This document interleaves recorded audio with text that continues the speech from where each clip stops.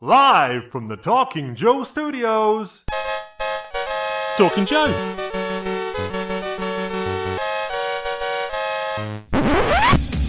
Talking Joe is on the air.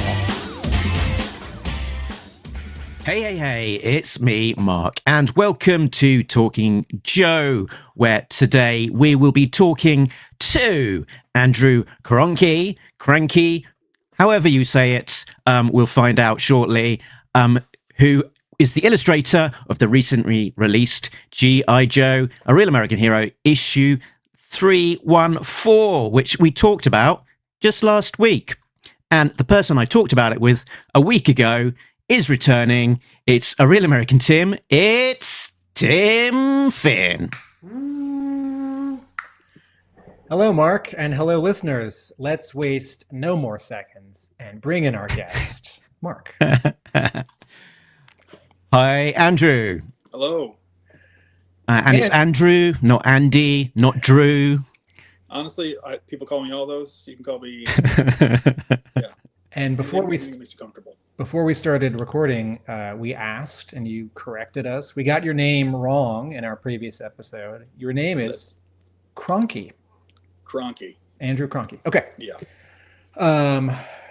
Mark, fire off that first question that we always start with our. Oh, shall I do the thing where I talk at our guest for a minute about who they are, and then they correct me with all the things that I got wrong? Yes. Okay, so Andrew Krahnke is an illustrator, comic book artist, and shark enthusiast from northern Michigan, currently living on Long Island. He's a 2002 graduate of the Joe Kubert School of Cartoon and Graphic Art and has been a full-time illustrator ever since. His work includes the motorcycle, sci-fi webcomic, the OUTRUNNERS. He recently completed the second story arc for the critically acclaimed Image Comics book TARTARUS, and his most recent work is a self-published tale of hunger and stupidity, BLOODRIK. But more importantly for us, he is the artist of the recently released G.I. Joe, A Real American Hero, issue 314, and the forthcoming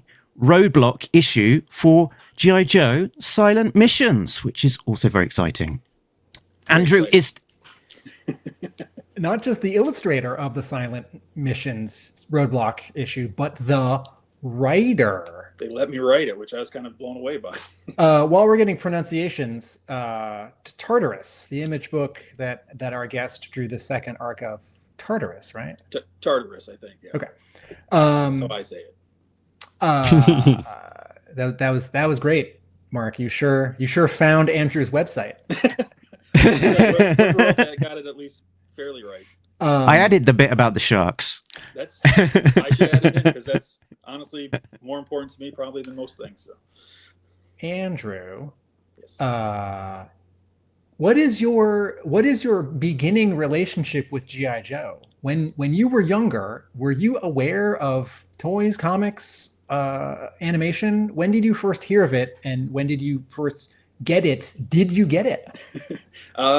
I feel like I've known about it all my life. I feel like it's kind of been around all my life, which obviously G.I. Joe has in some form or another. I think my first exposure was like some hand-me-down toys that we got from I don't know where, but they were just the 80s figures and stuff like that, and they were pretty beats a heck and not in the best shape, but I loved playing with them, and I would have my shark puppets eat them and stuff like that.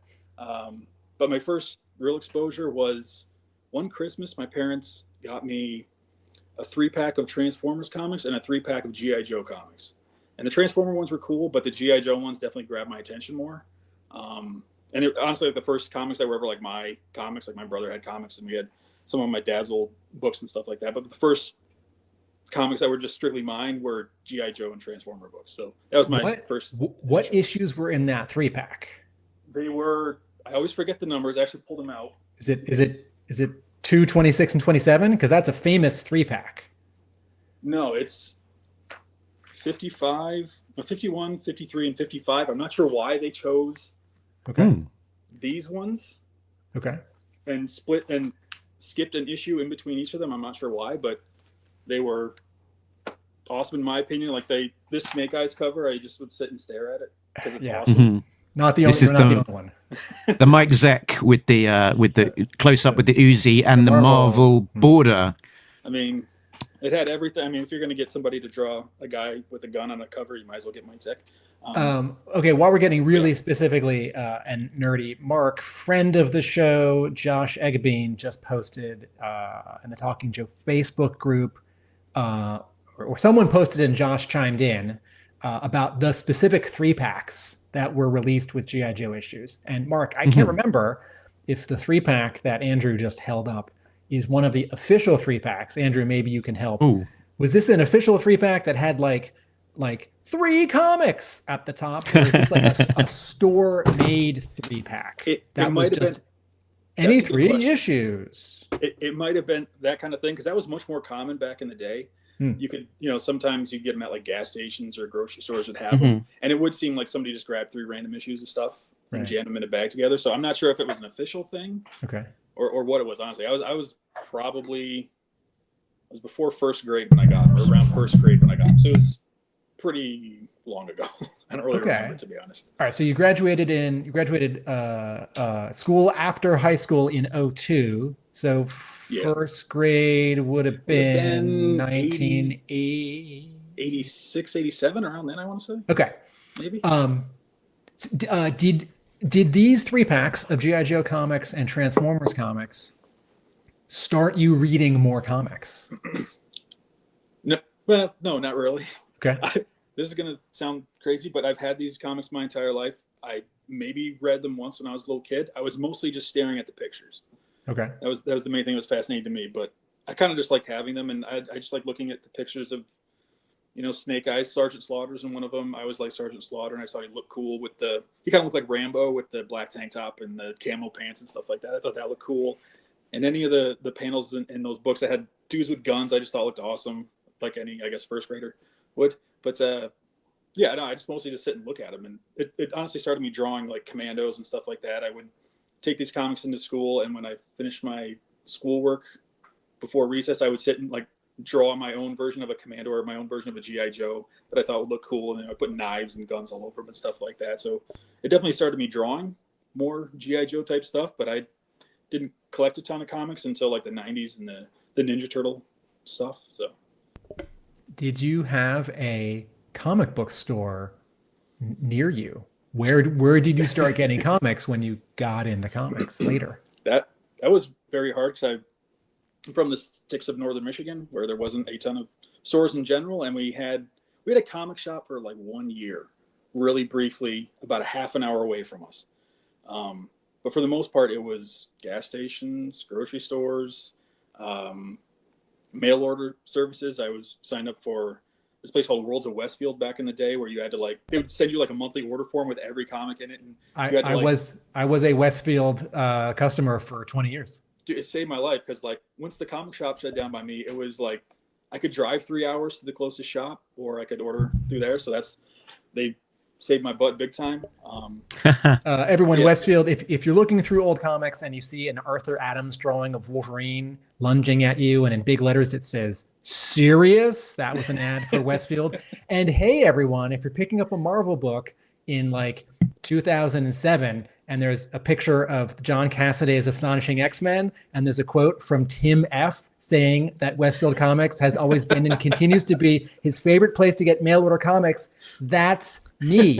Okay, back to you, Andrew. That's awesome. I've never met anybody else that used it, but it was a great service back in the day. This is a mail order company out of Wisconsin, folks, and they did advertise in comics and in the Overstreets, the annual price guide. And it was monthly. They didn't do back issues, so you'd get their catalog, which was like the strained, concentrated version of Diamond previews. Yeah, it was basically for anyone that was trying to get new books that didn't have access to a shop. It was perfect. Mark, we haven't heard from you. You want to ask a question? Yeah, I got distracted trying to work out from the after action report to see if I could find a listing of what issues were collected together as 3-packs. So I went down a quick question. Those 3-packs, that's like a known thing that people know, like what packs had which issues in them and stuff like that? Or were the issues collected in those packs somehow different? Or they are second printings or third printings. and but otherwise it's the same content. So there'll be like a tiny difference on the cover, and at the end of the indicia on the first page, it probably says, second printing. And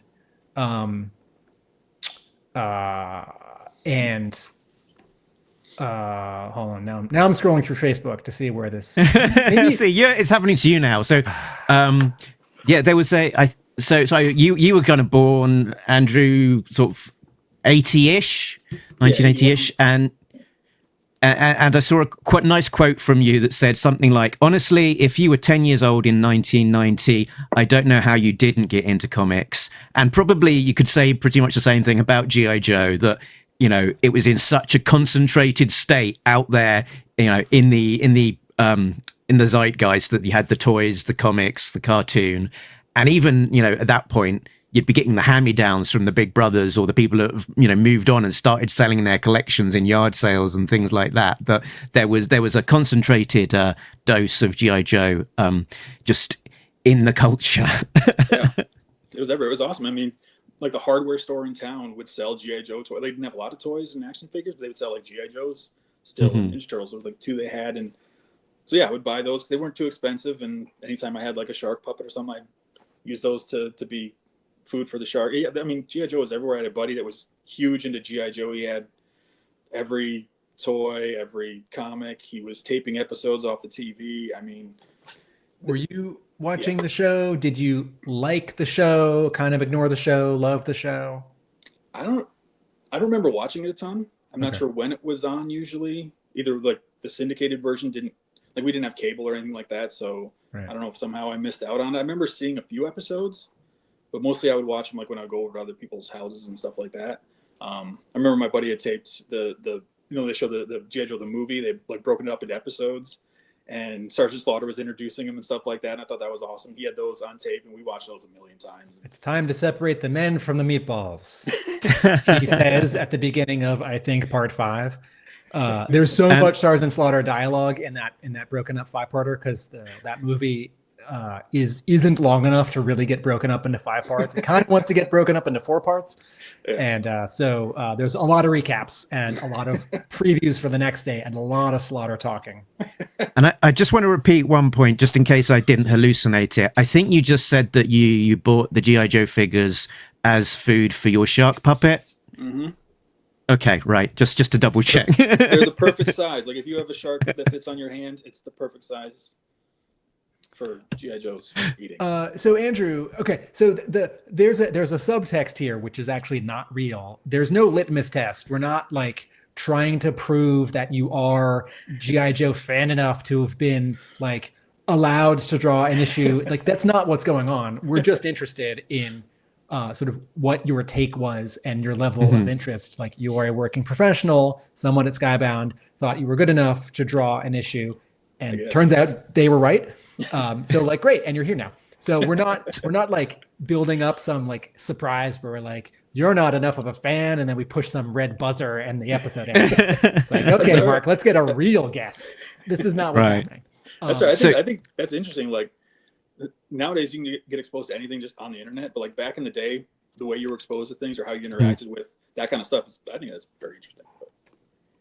So what were the things, if not G.I. Joe, what were the things as a kid and then in middle school and high school that you were playing with, drawing, reading about, and watching? What was your thing? Probably the main thing was Ninja Turtles. It was huge. Like when that started taking off, I was fully into that. I still am. I buy Ninja Turtles to this day.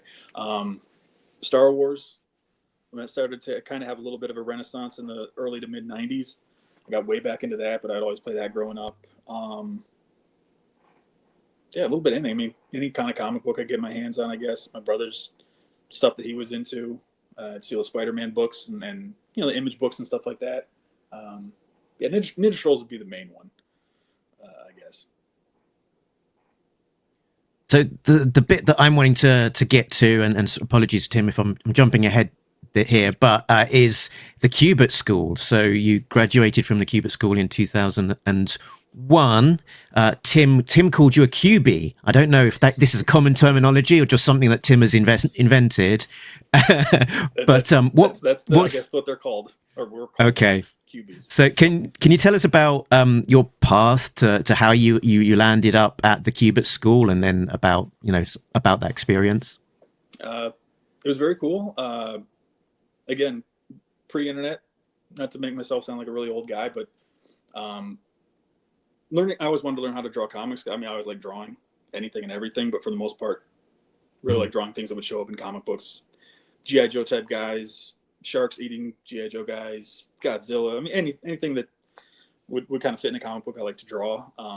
So I knew I wanted to draw comics eventually, and figuring out how to do that was not easy back in the day. I mean, you could get books and stuff about it, but to actually have hands-on experience and talk to people that did it on a regular basis was not an easy thing.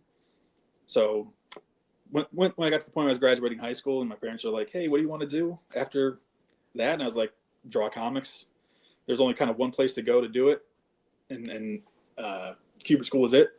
And it was great. I mean, it's I'm not sure what kind of shape it's in now or what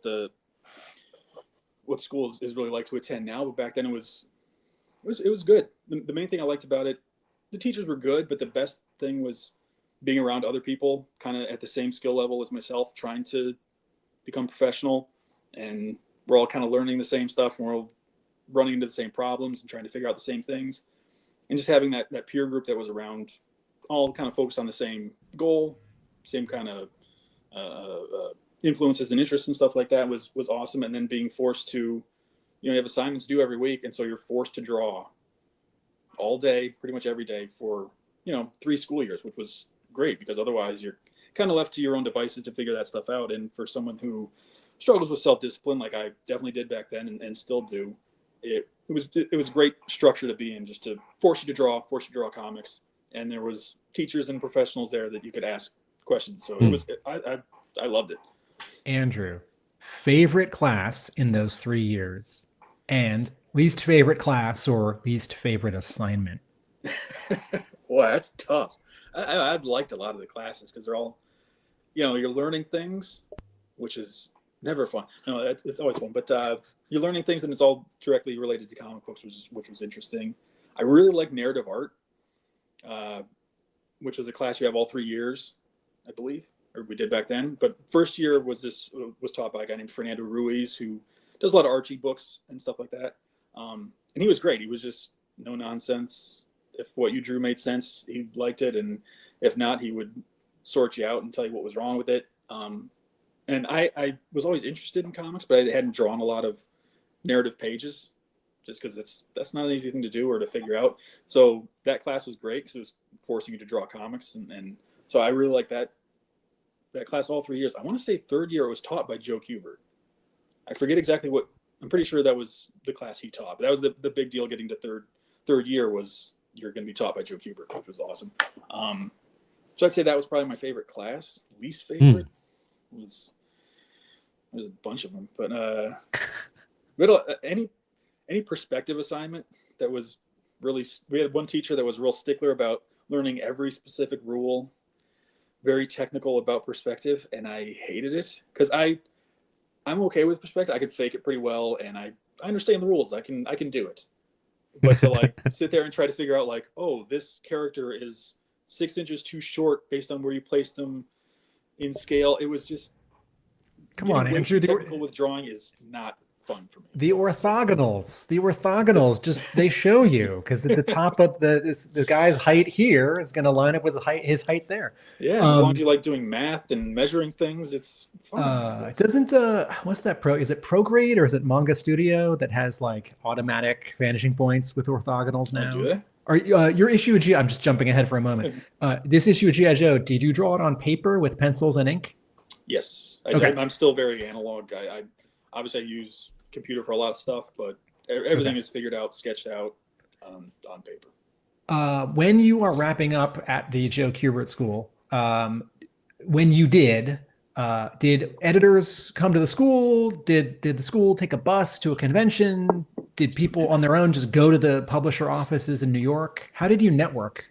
There's a little bit of that. We had one sometimes people from companies would come to the school, whether it would be like, I'm sure any comic people came to the school, but Joe took us up to DC, and they do a meeting where they would take the entire graduating class up to DC, and they would put us all in a room, and the editors would filter in and out, look at our portfolios, talk to us, ask us questions, give us pointers and that kind of thing, which was great.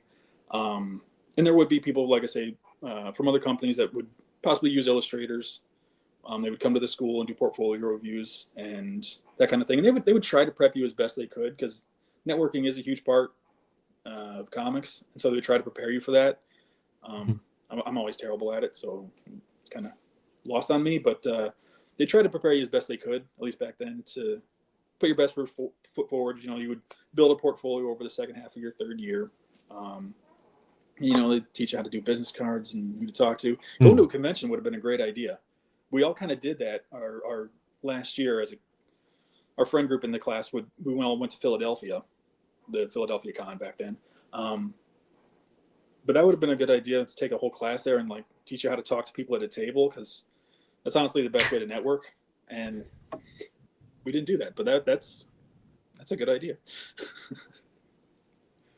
So we've spoken to a few people that have been to the Kubert school, and it sounds like it is diamonds being formed under pressure for sure. And you've got this funnel of people starting in year one, and the people graduating in year three being a much smaller number. Yeah. So it does sound like a very demanding sort of process. Was that your experience that you saw that same kind of pressures and? Yeah, I think if you took it seriously and actually cared about it and wanted to turn in every assignment and learn things, it was very work intensive. Like I was staying up most nights until 1-2 o'clock in the morning at least, and at least once a week probably doing an all-nighter on things. And that partially because I work slow, and also just because that's what the workload demanded. There's definitely people there that were wasting their parents' money. not to be rude, but I mean, it's just probably any art school. Okay, yeah. You worked slowly when you were a student there. After, as a professional, just a few years later, or now, even in 2025, are you faster? I'm faster. I'm still not fast enough. Okay. The closest I ever got to doing a monthly book was that second arc of TARTARUS that I worked on, and that kicked my butt pretty hard. And I had to scramble, and I think one of the issues we had a deadline extension on. So yeah, I'm faster. Mm-hmm. It's hard not to get faster the more you do it, but I still need to work quicker, and there can still be other dynamics, can't they? Like perfectionism or procrastination that will just get you every time. The amount of times I redraw things no one would ever notice or care about. Right. It bothers me, so I have to redraw this hand in the background. Like I saw in the back of BLOODRIK, you said, yeah, I went back and I just redid all of the covers because, Sit and look at them long enough and go, no, I don't like them anymore. And you can't help but redraw. You pencil and ink your own work. Is that is how you are presenting yourselves to editors? Presenting yourself to an editor. You are not interested in, for the sake of getting more pages done or being on a regular assignment for many, many issues, just being the penciler or just being the inker? I honestly don't know how many just pencilers there are anymore. I feel like the economics of comic books don't really afford for it too much. I mean, the pie's getting smaller and the slices are getting skinnier in terms of money. At least that's my interpretation or experience a little bit. So if you want to get a decent page rate, it just makes sense to ink your own stuff. And so many people do things digitally now and then digitally ink that it wouldn't even be a consideration to get somebody to finish your pages and stuff like that. And I like to finish my own stuff. Yeah, I think of the sort of like Jim Lee, Scott Williams model, like, oh, they're coming back to draw more Batman. Like that is for a few people at the top who have great marquee value. Yeah. And I was actually at a convention a year ago talking to a very, very excellent, wonderful, beloved Marvel and DC penciler. And his most recent thing for the big two was reproduced pencils only, although he did a bunch of monkeying with it in like a photocopier to make it darker. And I said, "Oh, why wasn't this inked?" And he said, "They didn't want to pay for an inker." And I said, "Oh, well, would you have inked it yourself?" And this really surprised me. He said, "I'm not interested in that. I'm interested in collaborating with a talented artist who's going to add something." And then he rattled off 3 inkers who he has worked with in the past. And he said, "But they wouldn't pay for those guys." And it's honestly a skill that's not really cultivated anymore. So finding somebody that can do it well, add something to the art, and will work for what an inker would make, it's pretty much not existent, or it'd be a rare thing these days to find somebody starting out just wanting to be an inker or something like that. It wouldn't make a ton of sense, unfortunately. Because there's amazingly talented inkers. There's guys that can. I'm an okay inker. I need to work on it a lot still, but there's guys that are just amazing. They can do things that I'll never be able to do, and it's unfortunate that they can't make enough money anymore. But. And I can't remember which medium you worked in on this, but when you did BLOODRIK, you were sort of going for a very specific aesthetic there in terms of the vertical lines and in the way that came through. I'm not too sure which mediums you used to create that, but I think it would have been very difficult for someone that wasn't you to be able to translate your vision into the finished product. That would have been an incredibly cruel thing to hand to an inker, to just make him do all those vertical lines and stuff like that. That was all done just in pencil that I darkened in Photoshop and cleaned up, which was kind of a process in and of itself. So it's kind of like I was skipping the inking step, but the process of like darkening that, erasing all the smudges and all the stuff you had to clean up for it, was kind of like took as long as inking, so didn't save any time, but it looked how I wanted it to. So right. Before we get to BLOODRIK, can I ask one more question about the Kubert school? So is there any contemporaries of yours that we would recognize from that time? And also, did you run into Andy Kubert, your cover artist? Yeah, I would see him around the school all the time. Like I don't know if he had a studio in the school back then. I think he did. I know Adam had a studio in the basement of the school, and I think Andy did as well. Yeah, you'd see him around. I believe his wife ran the art store in the school, so he'd be in and out of there, and you'd just see him around. He was our substitute teacher a couple times, and I think the class after us, he actually taught their basic drawing or narrative art, maybe one of those. Yeah, you'd see him around. Very nice guy. I find that most people named Andy or Andrew are pretty cool, but yeah, no, he was always around, and yeah, I've always liked his stuff. I always thought his art looked awesome. Okay, so his art on the cover of this book was very cool. After you graduated, you did in the long span after you graduated, but before this issue of G.I. Joe, you did a little bit of print comics that we can easily find and were widely available, but also a lot of web comics, which we maybe don't know about as well. And also, what other work did you do?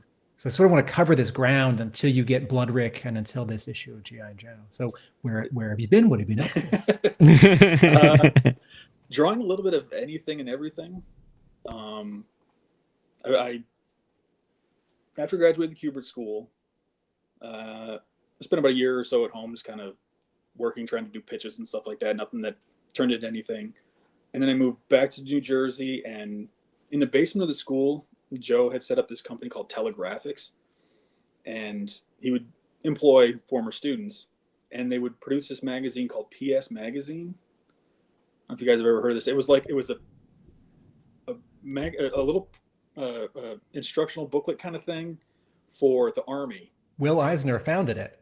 Okay, exactly. Yeah, it was a thing Will Eisner founded and had the contract for a while, and of course Will and Joe were very good friends. And when Will stopped doing it, Joe, I guess, took it over.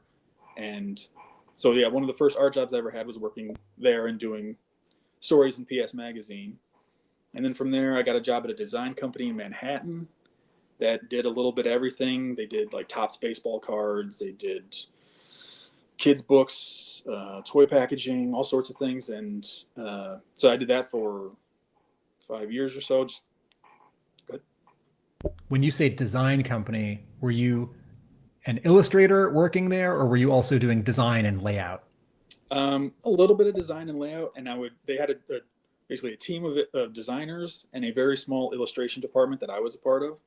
And so you'd have designers that would lay out the cover of a video game, but they would need drawings for it. And so they would hand it to us, and we would do the drawings, hand it back to them. They would do the logo, or we would do logo designs, and then they would build it in Illustrator. It was a little bit of everything that would be involved in building packages or style guides. If you're familiar with what a style guide is, we would do a lot of that work for companies. A lot of licensing illustrations, things like that. I've done work for Crayola, Hasbro, Marvel, stuff that'll never have my name on it, but it's paid the bills and did pay the bills for 15 years. And I still work with people from that company.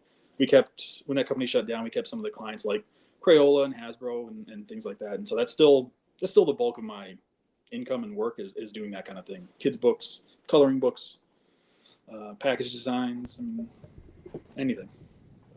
Is there like a candy bar or a Doritos bag or like a cereal box with like Spider-Man on it that you can point to, like, oh, 2013, like that Spider-Man contest where you get like a free Spider-Man thing and a box of Wheaties, that I drew that Spider-Man, or I drew that Spider-Man and someone I don't know badly colored it, or whatever. Is there a thing you can point to? Like, it's crazy how much that's exactly the type of stuff I have drawn and will draw. And it's amazing the amount of drawings I've done and content I've put out, and I have no idea where it shows up. Maybe it's in other countries. I think there's a fair amount of, I must say, maybe some of my Crayola stuff up in Canada. I think it gets used. I'm not sure where it gets put to use, but it's somewhere. But there's stuff I see on the shelves fairly regular that I could point to and say, I drew that, or yeah. Is there a big file? Is there a big stack behind you with like drawings of crayons and anthropomorphic crayons, and anthropomorphic crayons being extreme skateboarders, and like cartoony Spider-Man, and like the Nerf logo with arms and legs? And it's like, that's all these spot illustrations I did for this design that is company in New York. Scary accurate. That is 100%. I don't know if I can show it on camera. There's the stack. Oh. Okay, So folks, this is a 1.5 foot tall stack next to Andrew Krahnke's drawing board. And that, is that paper? Is that Bristol? that's just like office paper. Okay. So yeah, typing paper, and that's probably the past 3-4 years. So there's the huge, even bigger stack down in the garage that's just old. Oh wow. Yeah, drawing. But that's every little thing. It's anthropomorphic crayons. It's all sorts of stuff. I have to ask, just because you brought up Hasbro, any G.I. Joe content in those years? Yes. Again, nothing that has my name on it or is all that cool. But like they'll do a style guide where they need a turnaround of a action figure or something like that, and they say, well, we got 3/4 views of this character, but we need you to draw the back so we don't have a straight on back shot. And so I'll just take the reference and fill in the details, and it's all, I don't know, I find it fun. It's relaxing. It's not very interesting, but there's a lot of that stuff. I think I want to say I did a Wild Bill illustration for something. Either it was maybe that was just to get us a job. I don't know if it actually ended up on a toy anywhere, but I did a Wild Bill a long time ago. But yeah, I did some, when the first G.I. Joe live action movie was coming out, and they put out like licensed books related to that, like kids books of, whatever the story was. I did illustrations of some of those. So there's some of that stuff out there you could find that, again, doesn't look like anything I drew, but it hopefully worked well enough for them. But I got paid to draw some G.I. Joe stuff back then. Okay, with Tartarus, where you're the artist, and if you're the artist on the second arc, although I think that only went 3 arcs, are you? 2 arcs, I think. And 2 my okay. arc was the okay. end of it. So with Tartarus, you're, I think, a hired gun. Yes. Okay. And with BLOODRIK, you're the writer and the artist, which I assume means you're the creator and the owner. Yep. So can you talk about, Image Comics isn't a place in that sense, but getting to Image Comics and like, wait, I want to draw comics again. Enough of this spot illustration of a anthropomorphic Crayola crayon. Where did you find Johnny Christmas, or where did he find you, or which editor at Image? There's a little bit of a problem. Like I would always work on comic ideas and draw comic related stuff, and mostly just to post on like my blog, or when I finally had a website up and running, I would put it there. And I was always working on ideas. I always have ideas for comics, as everybody does, I'm sure. So I always kind of wanted to do it, and BLOODRIK was an idea I was always playing around with for years and years, and it's a very simple idea. If you read it, it's not a complex story, and I should have had it done a long time ago, but it took me a while to get it up and running. And when I started posting about doing pages of BLOODRIK, and then I put out a small, like ash can size version of the first chunk of the story. And when I started posting about that kind of stuff, it started getting a fair amount of attention on my Instagram and things like that. And then I did the first convention I had done in like 15 years in 2019, where I sold that ash can and a few other things. And from there, are you familiar with the Cartoonist Kayfabe YouTube channel? One of the guys that Ed Piscor that was on that channel was at the Kubert school the same time I was, and so he knew my name. Uh-huh. We'd interact a little bit and had friends in common, and he featured that BLOODRIK ash can on there. And basically, like as soon as it was featured on there, Robert Kirkman reached out on Twitter. We'd followed each other on Twitter. I don't know exactly how it all worked out, but somehow I got exposure through Cartoonist Kayfabe. Kirkman got in contact with me. I ended up getting him the ash can and a few other books I had done, and so he was kind of aware of that I was working on things. And so when I finally had the pitch ready for BLOODRIK, I sent it to him, and he kind of sent it to Eric Stevenson at Image, and that kind of got my foot in the door, and that's kind of how BLOODRIK took off. And as that was happening, Johnny Christmas we'd interacted on Instagram, and he hit me up and said, "Hey, do you want to do the second arc of TARTARUS?" And so it all kind of was happening at the same time, around 2019, I would say. Was BLOODRIK Image Central or Skybound? It was Image Central. Okay, that's a nickname. There's no office called Image Central. I sort of mean like not like Todd McFarlane Productions, and not Robert Kirkman's part, and not. Yeah, Image is kind of a interesting company where it's not set up like a traditional, like it's not set up like Dark Horse. It's, everything is very creator owned, and then they have the imprints like Todd McFarlane stuff or Skybound, and if you do a deal with Skybound, it's different than a deal with straight up Image, and so it's a little complicated. But no, mine is just a straight up Image creator owned book. All right, so how did BLOODRIK come out in terms of how was sales? How were reaction? Do you have more stories to tell? How many options have you said no to from movie producers? Because you still got to tell the story. That's right. I said no to all the ones I've been offered because I'm so dedicated and true to comic books. Do you have more BLOODRIK stories to tell? Do you think the market could support them? Sure. If it can support anything, it can support more BLOODRIK. I'm working on the second story right now. Should hopefully start drawing it within a month or two. I was supposed to start drawing it back in January, but I took on another G.I. Joe job.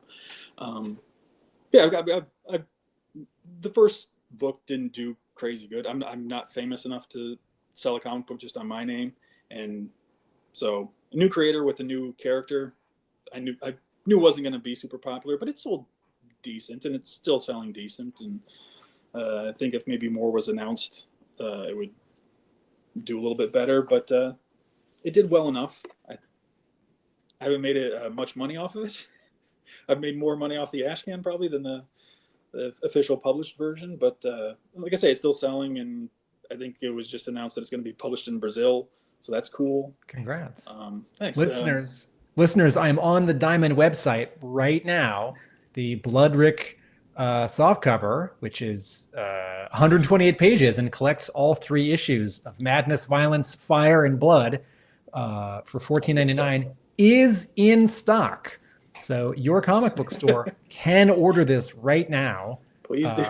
And I assume Lunar also has it, although I don't actually know. I believe so. Yeah. Okay. So the two distributors that carry Image, or have carried Image, maybe more accurately, should have it.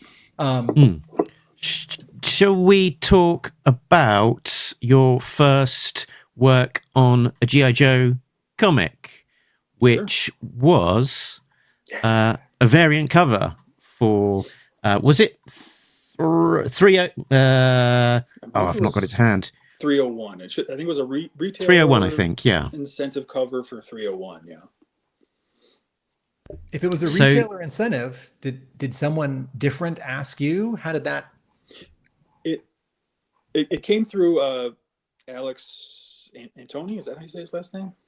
He's the one that contacted me about it, and I think, I don't know if Skybound arranges all their retailer incentive covers. I think that could be done different ways. Either the retailer themselves wants to do one and they work with the company, or it works the other way. I'm not sure exactly, but he was the one that set it up. Alex was. So that's how I got. And I think just being on Robert Kirkman's radar with the BLOODRIK stuff, I think that's how Alex, or just the BLOODRIK stuff being announced and things like that. I think that's kind of how I got on his radar. And so he hit me up for that. And that was a blast. I got to draw Snake Eyes. I think I overworked it too much. I spent too much time redrawing it, but it looks okay. It was very fun. I mean, it was a blast. And it was nice in that it was a variant cover that actually connected to the interior of the issue, which is surprisingly rare. So you must have had some insight as to what was going to be happening and how to tie into it. Yep. They sent me a PDF of Chris's pages and oh, perfect. And the bulk of the issue, so I kind of knew what was taking place in it. And I talked about getting hand-me-down G.I. Joe toys with some of the first G.I. Joe stuff I ever had. One of the hand-me-down toys was the big manta ray, or what do they call the big hovercraft thing? That was the whale. One of the toys. The whale. I'm sorry. Yeah, that was one of the toys. So I loved that vehicle as a kid. Like I would take it and play with it when we would go swimming and stuff like that.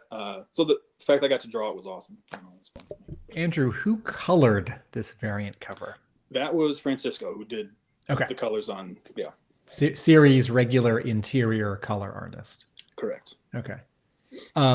Did you at the time have a notion that this might be an editor considering you for a future additional G.I. Joe gig? Yeah, that's always, anytime you get hit up by a new editor, you always figure they're seeing what it's like to work with you, I'm sure, a little bit. That's kind of what it felt like. I mean, when I finished that and had everything turned in, we were kind of doing our, hey, thanks for offering me the job. And he's doing the thanks for working on the book kind of email. He said, if you ever want to do more of this, or if you're ever up for doing like a 3-issue arc or something like that, let me know in the future. So yeah, that was definitely like a. And you said yes. Job. You knocked over the microphone in scrambling to say yes, awesome, so quickly, so loudly. Right when I finished that cover, I was like in the last stages of finishing up like production stuff on BLOODRIK, because I finished that cover in like early October, and BLOODRIK was coming out at the beginning of December, and so the files were due very soon. So it was a very hectic time. Otherwise, I would have been like, hey, I'm ready right now. Whenever you got GHOs, I would have definitely jumped on that opportunity right then, had I not been knee deep in BLOODRIK stuff. But wow, you could have been the Paul Pelletier alternative in our Elseworlds where that happened. Which retailer had this cover? The Comic Mint. This was okay. Cool. So we're talking about that issue cover. So, how did you get this job? When did it happen? Yeah. Oh my gosh.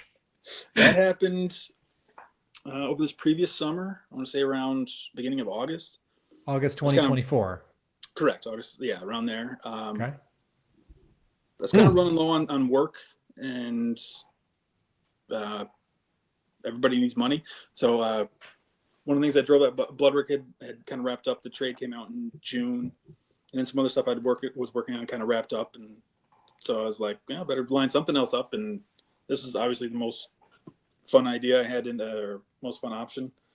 So I reached out to Alex and said, hey, if you've got anything, let me know in the future. And he was like, you want to do something right now? I got a Larry Hama script basically an inventory story. He's like, if you want to start right now, I'll send it to you right now. I was like, okay. So that's kind of when it kicked off, and yeah, it was exciting. It's fun. Well, it was described to you as an inventory issue in terms of this isn't a sort of a standalone.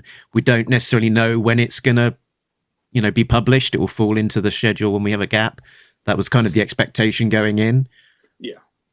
Uh-huh. Yeah. And then that's kind of what I expected. A lot of times with inventory stories, you do them and they could be published a year later. They could be published kind of further down the line, but pretty early on in the process, he was like, I'm pretty sure this will be issue 314. Like, he kind of knew it would be slotted in. So I'm not sure what was going on with scheduling on the regular storyline stuff, if that was somebody was running behind or whatever. It was, yeah. How long were you given to draw it, or how long did you take to draw it?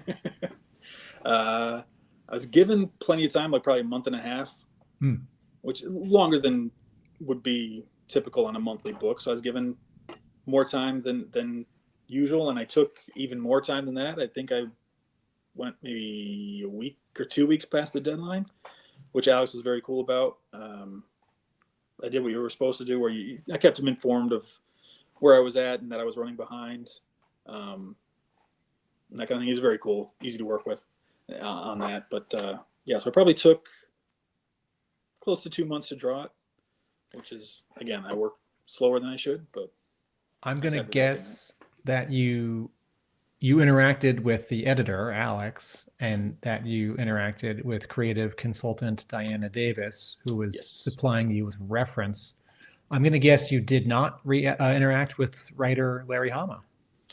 No, just the little introduction he gives in the script was pretty much all the direction I got from him, which is to be expected. I'm sure he's plenty busy, and also, doesn't need to be involved that much in the process. But yeah, at the beginning of the script, the only direction I got from him was, he breaks the scripts down into pages, and each of those pages he writes paragraphs that are meant to be panels. And he said, that's kind of how I have it set up, but if you want to do something different, or if you know a better way to do it, go for it. And that was the only direction I got from him, pretty much. And you shared some of the materials for the process, from pencil, rough, pencils, inks, and then we've obviously got the final cover comic in our hands. Plot. Well, yeah, I said script, didn't I? But yeah, it's plot. And every time I see a Hama plot, it sort of reminds me. I'm sort of newly reminded of how concise it is in times, and how different it is to any other writer's script. And the flexibility, the things that he shares for the penciler that the audience don't necessarily see, and the references and that kind of thing, and also the flexibility that then that gives you.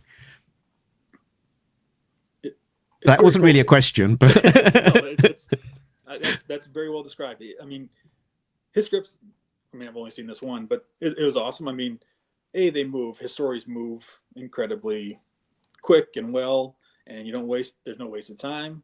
There's no wasted information. And it is very, I was going to say open to interpretation, but it does, I feel like, leave a lot of room for how you want to tell the story visually. But everything he includes, outside of maybe every gun detail and gun model and stuff like that he gets very involved with that. But pretty much every bit of information he gives you in the script is important. Like, there's not a lot of wasted movement or anything like that. I want to chime in just and be the third person to say this. I have not read a lot of scripts, comic scripts, but there are writers in comics who are known for being really wordy, and sometimes that's a bad thing, and sometimes that's a good thing. Like there's a style of writing comics where it's more like, like an HBO TV show. It's more like Quentin Tarantino's dialogue in Pulp Fiction. There's also like very Shakespearean, sort of like overwrought, or maybe just wrought, like melodrama, like Marvel in the 60s, and sort of anything in the decades after that looks to it. Yeah. There's the like sort of famous example of Alan Moore writing like an entire single spaced page of text for, was it is Dave Gibbons to like describe like one panel in Watchmen, and it's like stuff that's not going to be in the panel and like not going to be visually transmitted to the reader. Yeah. And I think it might be an Alan Moore script that he has his back to us, but you can tell he's smiling, something like that. and I have read, I don't want to call out this writer, but someone who wrote an issue of an Image book in, it was like 2000, and it like sort of half reminds me of a Hama script because there's a lot of action, but there's just also a lot of just writing in the script that's like talking to the artist that's sort of not necessary. And listeners, if you're listening to this episode and not watching this episode, at the moment Mark has up on screen a page of Hama's plot for G.I. Joe 314, and fitting onto this entire page is 4 short paragraphs for what happens on page 6, 5 short paragraphs for what happens on page 7, and part of what happens for page 8. And some of these paragraphs are one sentence, right? So for example, the final finger quotes panel of page 7 says, "In the cafe, Sherlock picks off the one surviving bad guy who was blocking the doorway into the back room of the cafe." So Hama is really aware of how much information can fit into a panel and suggesting that as a unit of information for the artist. And I wanted to point out one thing specific. Mark, can you go to the next page of the plot, which includes Hama's description of page 9? So when we talked about this issue in our last episode, I spent a moment on the first 2 panels of page 9 where I said, this is really nice, shot and reverse angle where we are down with the bad guys who are looking at us and then making their way up the stairs. And then up on the sort of catwalk or the higher level, Tunnel Rat, Tripwire, and Mongoose have come in. And then reverse angle, we're now back up on the like second level, and Tunnel Rat, and we're looking down, higher than him, looking past his shoulder as he takes out 3 of these 3 guys who we just saw, plus a 4th one, because now the camera has expanded. And I said something like, I can imagine that these specific angles were called out in Hama's plot because I think he's thinking visually like that. And what I probably should have said was, or he didn't call it out, he left it open for a talented artist to interpret it. It could go both ways in a Hama plot. And Mark, can you go back to the plot? So page 9, the first panel is described as they, which is, it's not even referring to specific characters from the previous page. It's they are some of the Joes. They are met with fierce resistance from the Black Kafias. And then the next panel, Tunnel Rat lets rip with the M60, shredding most of them. So Hama has not called out camera placement here. He hasn't said down there, up here, looking back at them, reverse angle. Andrew, you came up with that. So can you talk about working from a Larry Hama plot as different from your own writing on BLOODRIK or maybe a Johnnie Christmas script on Tartarus? It's fun working from both a Johnnie Christmas script and a Larry Hama script. The nice thing about both those guys is they also have both drawn a comic, which is, I feel like you can tell. I've worked from a ton of different scripts from a huge amount of writers, but I've worked on a lot of pitches and I've seen what kind of how other people set things up. And I feel like you can tell the difference when somebody actually has had to stare at a blank piece of paper and figure out what you can actually show in an image. And like Larry's scripts, he includes everything you need, but he definitely kind of trusts the artist so he doesn't spell out anything obvious that you don't really need, which is good. But I would say his scripts kind of are the most unique I've worked from. I like when a certain amount of interpretation is left to the artist, because I feel like if an artist is worth a damn, and hopefully I am, they kind of know what they're doing and they can tell a story visually. And thank you for complimenting those 2 panels. But like those ones, like he didn't need to say like, hey, this is our establishing shot of this new room we're in, so show this in the background, show this. He sent along some reference was sent with the script, because I think he puts either images in the script or somehow he sent along images with it, kind of like what the background could look like. And then just let me figure out how I was going to show what that looked like and when and in what panel and that kind of thing. So I like that he doesn't try to dictate what angle you're going to shoot from or how you're going to show things, or this should be a close-up, this should be this, because that's really on the artist. The artist should be making those decisions, because when you're writing it, you can write just about anything, but actually drawing it is an entirely different thing. And so that's one great thing about these scripts is it's easy to interpret, and it gives you lots of room to, you don't feel, it's not restrictive. It feels like it's more fun to engage with the script, because you kind of get to bring some of your own ideas, and the thought process is more open, and you're more able to, I don't know, have fun or just do it kind of how you want to do it, which is great, Yeah. It was really interesting sort of seeing the script and the finished comic side by side, and being able to see how much is there on the original script versus the artist's own decisions and interpretations. For example, I think on one of these pages that we had the script for, that you sort of moved stuff from one page to, from the end of one page to the beginning of another, all of the kind of the direction is very much yours, but the key thing that jumps out of the script itself is the specificity of the weaponry and the various characters are carrying and using.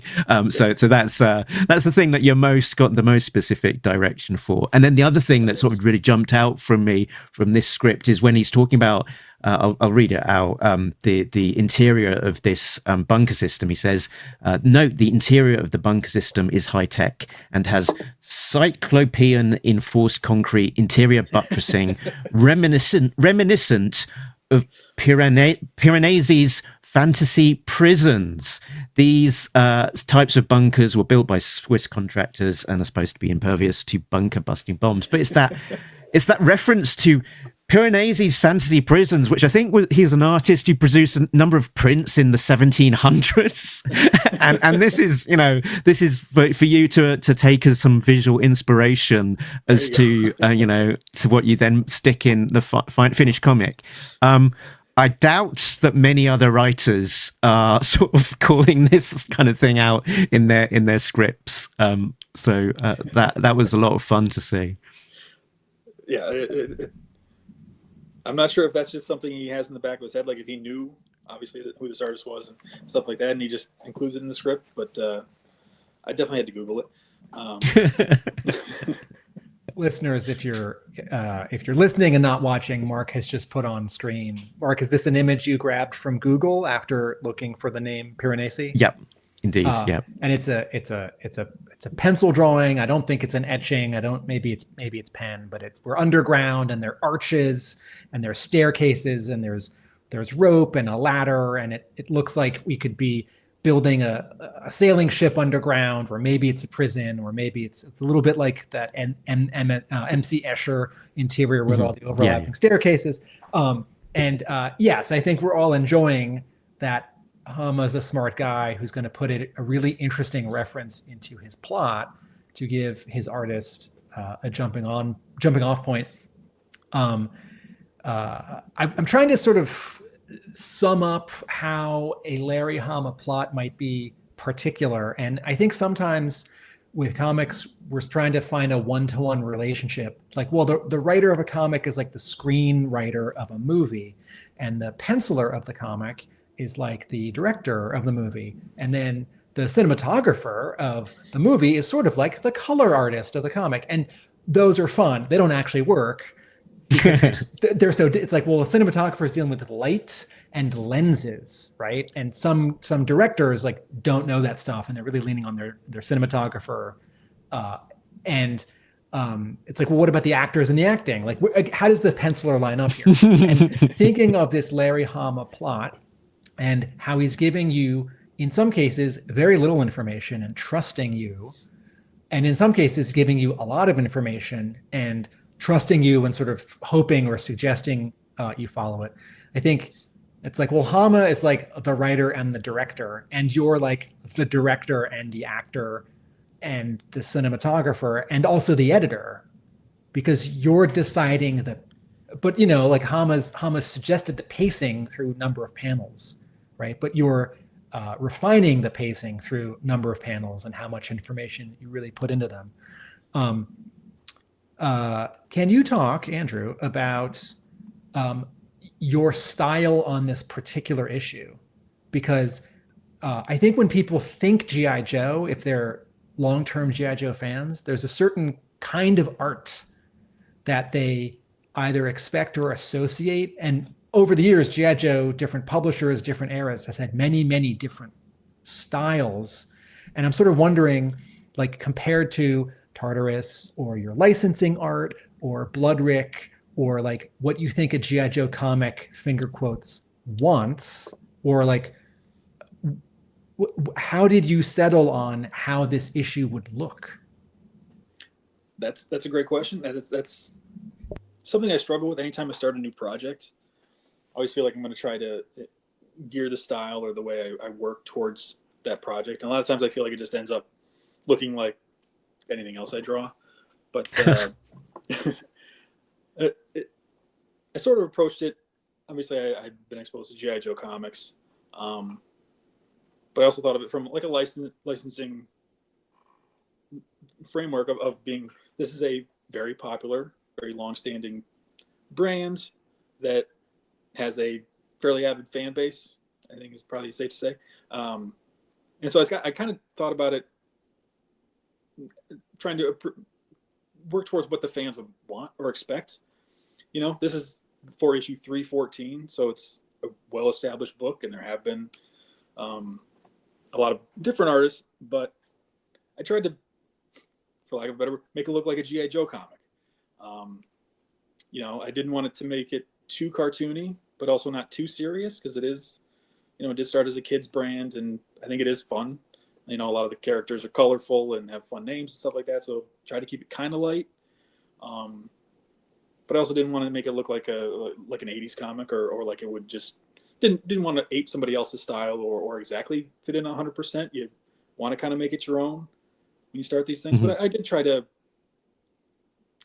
In the back of my head, I was thinking about G.I. Joe fans and kind of, because that's who this book is for and still for. I mean, the people that probably have all 314 issues. That's what I was thinking about, and trying to do things they would appreciate, like try to give a nice big shot of the flag at the beginning of the issue. And anytime one of the characters, I tried to draw the characters as cool as possible, or at least give them one decent shot where they looked cool doing things like Tunnel Rat blasting with the gun. I thought, you know, if I was picking up a G.I. Joe book and I like Tunnel Rat, I want to see him doing that cool stuff and as big as possible. And, you know, I didn't want to just do big action shots and make things look cool. You know, you've got to tell the story too, but try to kind of think about that and not try to, I want it to look like a G.I. Joe book, not maybe like BLOODRIK and things like that. So I was definitely approaching it from, maybe tapping into that, serve the property, not myself as an artist, maybe a little bit more, if that makes sense. And hopefully it came across. And this sort of is an inventory issue that fits in between work that's been mostly done by two other artists. Was there much consideration of, you know, their particular aesthetics? We talked in our review, for example, Tim called out that something that both Mooneyham and Pelletier had done would be quite frequently on a page, just have a specific panel, like the one on the bottom right of this one on the screen, just have one panel that's you know, maybe all white in the back, for example. I didn't look too much at well, I shouldn't say that, because before I started the project, Alex, the editor, sent me like PDFs of the previous, whatever, 10 issues or something like that had been published, and so I did look through that a lot. I will say, I did look through all of Chris's stuff and the other artist. How do you pronounce his last name? Pelletier. Okay, and his stuff as well. And so, in trying to fit in with the line look of G.I. Joe, or how a G.I. Joe comic looks, I was thinking about that stuff. And a lot of the style, I think, is dictated by Larry's writing. You know, because there's no splash pages really. It's everything's 4 or 5 panels per page, pretty much. And so when that's the pacing, if you're, you know, varying your angles and varying your panel shapes to keep things interesting, it's kind of going to fit the style of the books. It's going to fit the line pretty well. So there's a little bit of consideration of that. Not wanting to buck things too much. The two roughs we're looking at right now for pages 6 and 7, were these done like half size or quarter size? Yeah, those are, I'm guessing, I don't have them in hand, but they're probably 2 pages per 8.5 by 11 sheet of paper. That's usually how I'll do that kind of stuff. All right. And then it looks like you have scanned them and in Photoshop with like a 10% or 20% gray, knocked in some sort of skies and backgrounds and foregrounds and sort of shadows. And then Mark, can you go to the inked page, the inked image for pages 6 and 7? Or pencil or ink? Inks. Let's go to inks. So my question, Andrew, is those grays that you're knocking in, it looks like that's to tell yourself where to ink more heavily, where you're going to do spotted blacks and shadows. Was some of that also going to be an indication for color artist Francesco Segala? I don't know if he ever saw the roughs, but it's definitely part of my process in figuring out where I'm going to spot blacks and kind of what the mood of the panel is and kind of how it could look in black and white. So I try to make things work fairly well in black and white. So I figure if they work well enough like that, then once you add color, it should make even more sense or be even more it's not like those grays where you didn't like do them again as a layer that you turned off when you sent the digital file for your inks. It's like, by the way, these are some like shadows to knock back. Yeah, no, it's just more kind of my initial playing with lighting and that kind of thing. It's mostly for myself, but also this is the first batch of roughs I did for a G.I. Joe book. I wanted to make them look good and look readable. So that's just another step of rendering that makes things more clear and readable, I guess. Andrew, this is a general question. This is not specifically for Mark and I or our wallets. I'm just curious. Do you sell your originals? Will you sell your G.I. Joe pages? And if so, where?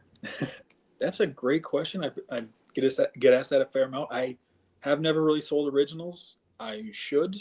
I'd like to get into the process of selling originals, but I know it's kind of a separate market, kind of tangential to comic books that I need to explore more, and I haven't really. Yeah, I would sell the G.I. Joe stuff. I'd probably hang on to BLOODRIK things just because that's a little personal, but I would probably sell G.I. Joe pages. The cover I did, I'd probably sell that as well. But I don't know how to price things. I don't know how to ship things. I don't know it's a whole nother realm to get into, and I need to. Perhaps unspoken here is that selling and packing and shipping and accepting payments and emailing people, or maybe even dealing with an art dealer, is a whole second job, and you don't have time. Yeah, I like to be fairly hands-on with the stuff I try to sell to people. Like when I do my ash cans or little sketchbooks, I try to make things I try to do them as well as possible and make them worth people's money. And when I pack them for people, I do it myself, and I try to do it as so people aren't wasting money when they buy my stuff. Right. So to take the dive in and do the original art thing I just haven't had the time basically the time or money to invest in doing that. And I should. I should probably just sell them at conventions because then I wouldn't have to ship them. I could just hand them to people. But. Will you be at any conventions this spring or summer of 2025? Spring, I don't have any plans as of yet. I will probably do Baltimore again in the fall, which I think is in October this year. I'm also in the process of moving, or going to be moving in the next month or two, so that's going to chew up a chunk of time. No, those heavy stacks of paper with all the all the licensing drawings will have to go in boxes, or they'll have to go in a trash can. But yeah, that's going to probably chew up my spring. What if you, instead of throwing away all those licensing drawings, right? What if it's like, buy a page of G.I. Joe, get 1 or 2 or 5 grip of get inches of there you go. A piece of printer paper with like crayons and I should sell them by the pound. I don't want to ask. I'd like to buy £5 of art, please. I don't want to ask. Sorry, I just want to say while we're looking at that second panel on page 9, where Tunnel Rat is shooting the 4 bad guys. I really love their poses and how there's maybe 3 of them more than all 4 of them, but there's almost a like sort of sequence of their poses. It almost looks like one could become the next, could become the next, could become the next. It feels like one of those, How to Draw Comics the Marvel Way, Will Eisner sort of rhythm. It's a little bit of a Richard Williams animator's survival kit, like rhythm sequences. Okay.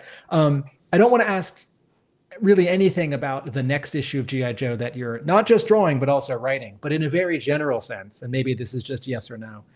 Having drawn this issue of G.I. Joe and settled on a way to draw it, a style, but also getting used to it and it being your first. When you then drew a second issue of G.I. Joe, did you think you would draw it differently? Yes. And one of the main reasons, going back to Roadblock, going back to the question about like trying to fit the look or figure out the look of the book, when I was doing the issue 314, that was just going to be part of the run. I didn't want it to look too different, like I mentioned from previous stuff. But when it came to do the Roadblock issue, that's kind of for a special event, and it's a one shot. It doesn't have to match up anything really. So I wanted to have a bit more fun with it. I initially toyed with the idea of drawing it like BLOODRIK, where it would just be in pencil and I would darken it. And I actually did 2-3 pages like that, and it just didn't. I don't know. It didn't fit G.I. Joe. And then you redrew them? You have self-rejected pages? I have fully penciled, tight penciled pages. Man, art collectors, you heard it here first. There you go. So I actually went back, and I was going to do it in pencil, but I went back and did it, inked everything, did it all in ink and stuff like that. So it's a little bit different than issue 314, but not too much. It's similar in look, and friend Cisco's coloring it again, so it'll look similar. But it was obviously a different process because I wrote it, and I could play even more with the script and how things were laid out, and broken up and stuff like that, which was another challenge, because when I write something for myself, it's very bare bones, and it's not broken into panels at all. It's just like this happens, then this happens, then this happens, and then I just have to figure out how to fit that into 20 pages was basically the thing. So it's a little bit of a different process, but it ends up looking generally the same as 314. It's a bit more cartoony because it's a fun story, I think.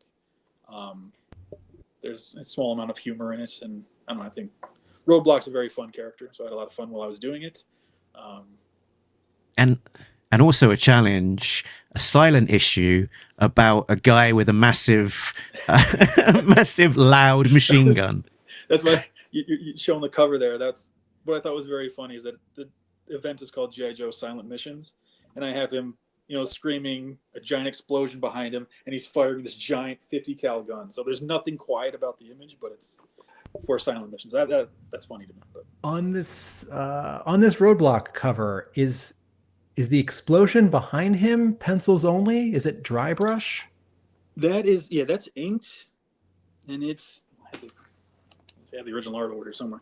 Is it scratchy because of the JPEG getting resized, or am I seeing something on the paper? Well, I colored that too, and the way I colored it is I duplicated the line work of the explosion, and I kind of like offset it a little bit so it looks a little rough. Okay, so there's black, and then behind it is like dark red. Yeah, it's like the line work in red shifted a little, so it just looks a little more jarring, explosion-y. Cool. Yeah, tried to make it look. Yeah, like concussive. Like... Yeah, like it almost shook the line work of the. Yeah. A little fun stuff.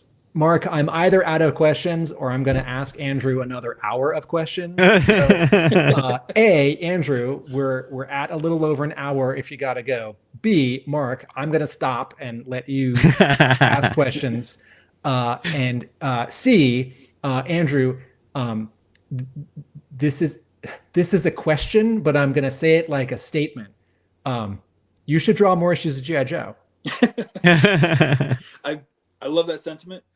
I mean, as I mentioned, I was thinking a lot of G.I. Joe fans while I was drawing this book, and my main thing was like, I'm a big fan of a lot of different things, and when someone takes part in the creative process of making those things, I want them to respect whatever they're doing, whatever they're working on. Like I said, when I'm doing a G.I. Joe book, I'm not a huge fan, but I respect it and I love what I've been exposed to at G.I. Joe, and I want to make sure that hopefully I didn't do a disservice to the property. So to hear you say that is very nice to hear, and I've had a blast with both the 2 issues I've done so far. And I mean, it's since first grade, this is the type of stuff I like drawing. So if I get to do more, I will be very happy. Cool with that. So we talked a little bit about your process for the inks. So if I'm understanding correctly, you're kind of basically using, print a copy of paper or something and folding in half. Each one of those halves is your what you use for your roughs. Yep. And then is that then the guide for drawing on like your standard comic Bristol board at a bigger scale? I've got a picture there of what I think is your drawing table from the back of BLOODRIK. Yep, Not for long. chair. He's moving. But yeah, I do a normal 11 by 17 piece of Bristol and pull out. I got the first page. Are you redrawing everything from the rough, or did you scan it and print that larger as blue line on the Bristol? That's exactly how I did it. Hey. See the blue line there? Yeah. Uh-huh. So yeah, I have those the rough pencils, or the pencils that were shown a minute ago. I'll just blow those up and print them out blue line, and then tighten up any details I need to, maybe with a little pencil ahead of time, and then just go in with inks right over what you're showing right there. Is the last step I did before I went on to the inking stage. And as you're going, you're kind of rethinking certain, layouts, details, etc. And by seeing the inked pages, we did actually, we were able to answer a question that we asked ourselves in our discussion episode last week, which was a lot of those sound effects look quite, hand drawn, quite organic. How much of that is Andrew? How much of that is the letterer? And it looks like most of those sound effects were hand drawn on the board. Yep, actually on a separate sheet of paper, so I can show you.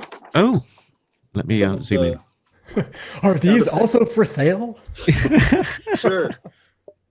If there's a lettering nerd out there that wants to pay me for them, sure. But those, yeah, I actually did those in pencil because I wanted them to look a little rough. But again, they're darkened in Photoshop, so they look like inks.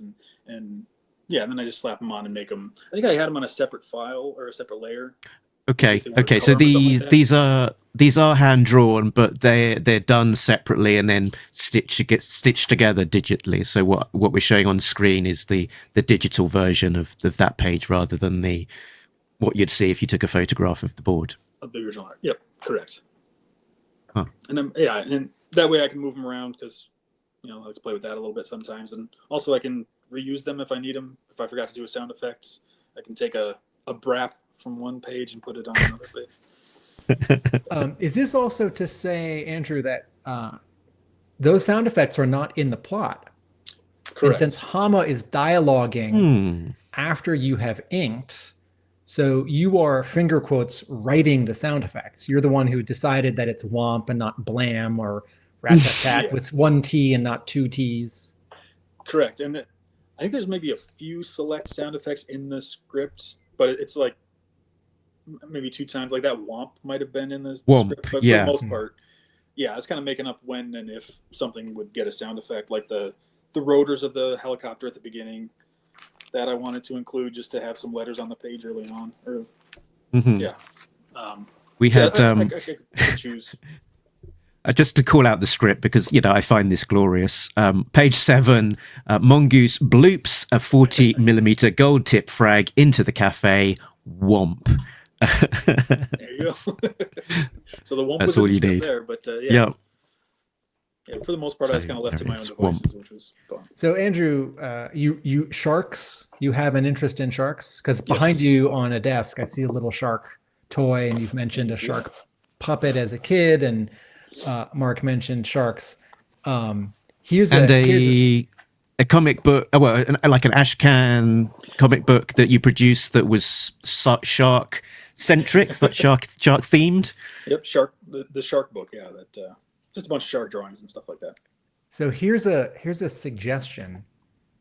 If you were to communicate with editor Alex Antoni and say, hey, would love to draw some more G.I. Joe, would you let Hama know that I really love drawing sharks?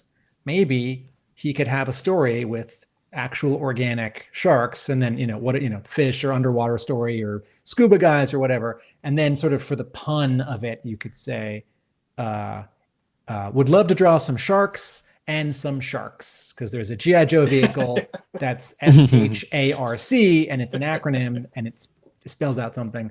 And G.I. Joe is very vehicle heavy, and though you do draw some vehicles in this issue, it's not a vehicle heavy issue. So sharks. There's that my would be awesome. Or there's it'd my- be funny if I just said I love drawing sharks. Could you please tell Larry? And then I get a script back, and it's all the vehicles, the shark, and that's it. and they're only flying. They don't go underwater. That's- None of the Aqua Joes are there. They're not on the mobile battle platform. There's no oil rig. that'd be I awesome. just it's funny you suggest that, Tim, because I've just copied and pasted it into this here, just from my notes of a question that I specifically wanted to ask Andrew, which I'll put on the screen. Next project: Joe's on the whale, out of power in shark-infested waters? Question mark. Dude, that would be awesome. I would do that in a heartbeat. So I don't know.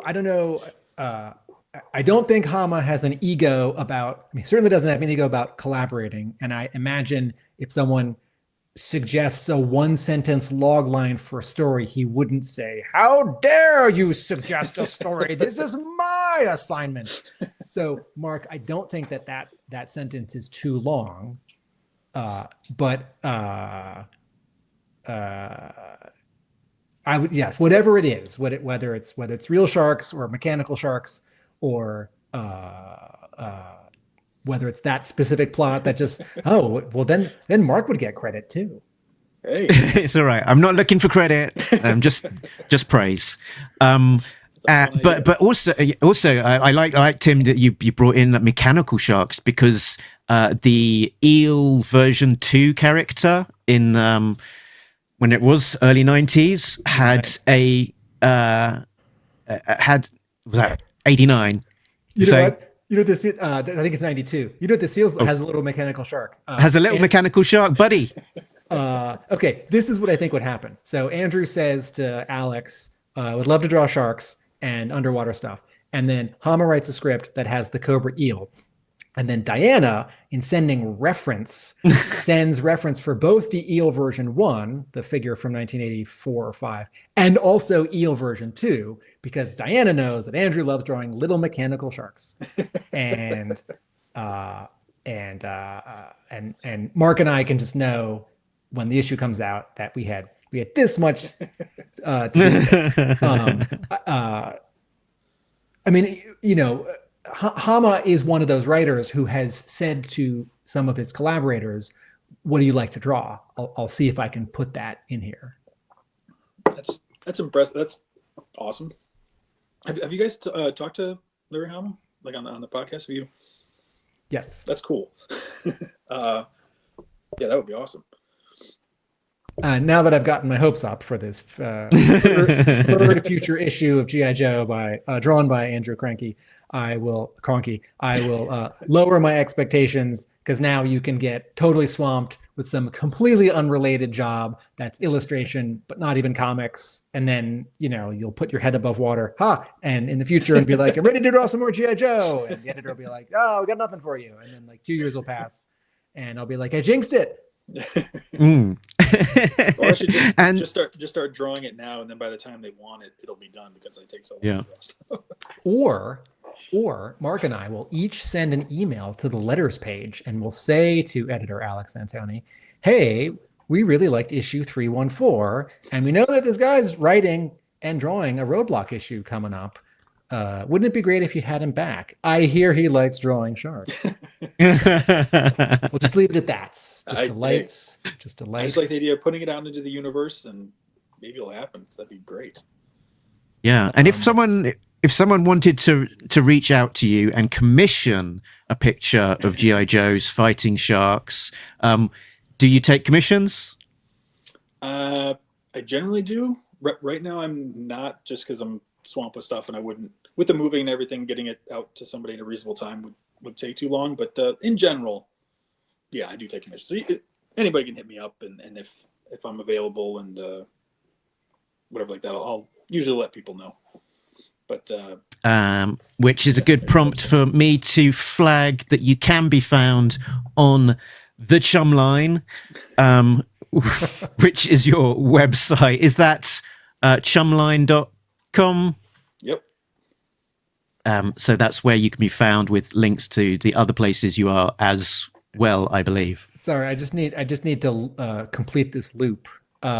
Chum, that's what fishermen put in the water. It's like ground up fish guts so that sharks.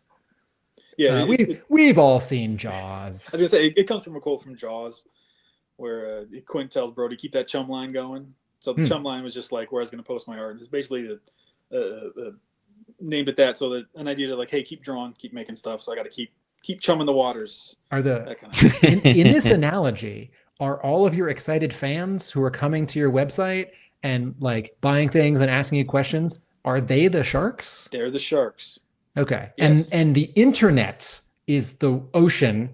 Yes. And the boat is I guess your URL. Oh yeah, or your studio. And you're Quinn. Or I'm Quint and Brody together, I guess. So you get eaten by your fans in this analogy. That is how I want to die. Yeah.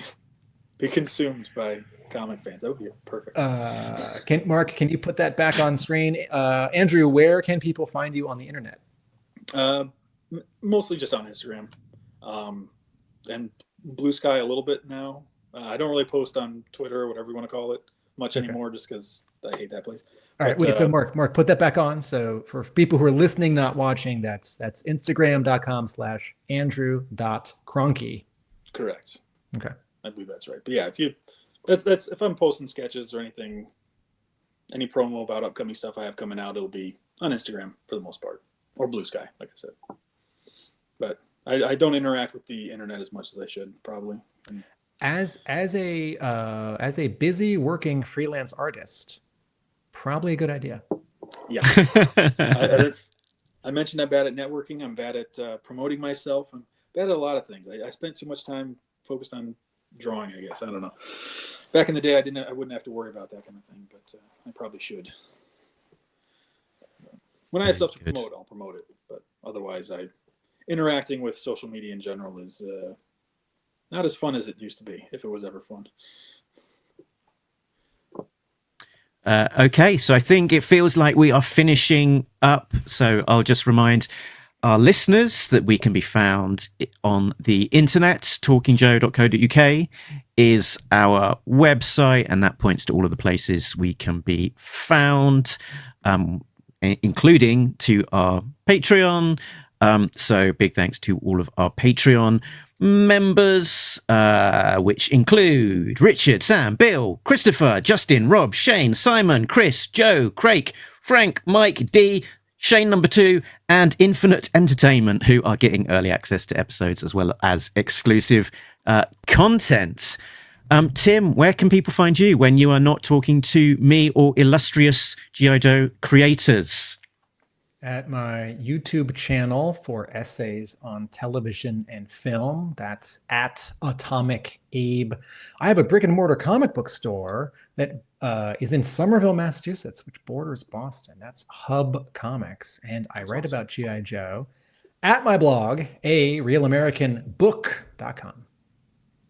Very good. So that just leaves us to say thank you so much to Andrew for joining us and letting us know all about G.I. Joe issue 314, his other work, and his forthcoming one-shot about Roadblock. Wait, what kind of pen tip brushes do you ink with? I forgot. Anything and everything. I use Raphael number 2 brushes and Micron Pigmas. Okay. So, yeah. But anything. Okay. I just use whatever's in the coffee cup. So That works. Oh, too. here we go. Look, recognize these? Classic. Thank you guys very much for having me on. This was a blast. I could sit and talk about G.I. Joe and comic books for hours, and if you want to bring sharks into it, I could make it probably 4 hours. But if you get to draw Transformers comics, you know that character Skybite? Maybe He's a Decepticon shark. I know people are going to the obvious place, like, no, the Sharkticons from the movie. Skybite is in the 2001 Robots in Disguise cartoon, which originated in Japan, and he flies, and he's like a poet. He's like sort of comic relief bad guy. He flies and swims. Skybite, BYTE, because computer chips or whatever. This is where I sing us out on the jingle. Mark, remind us, Tim. That's awesome. Nobody Beats Talking Joe, an international podcast. Laters.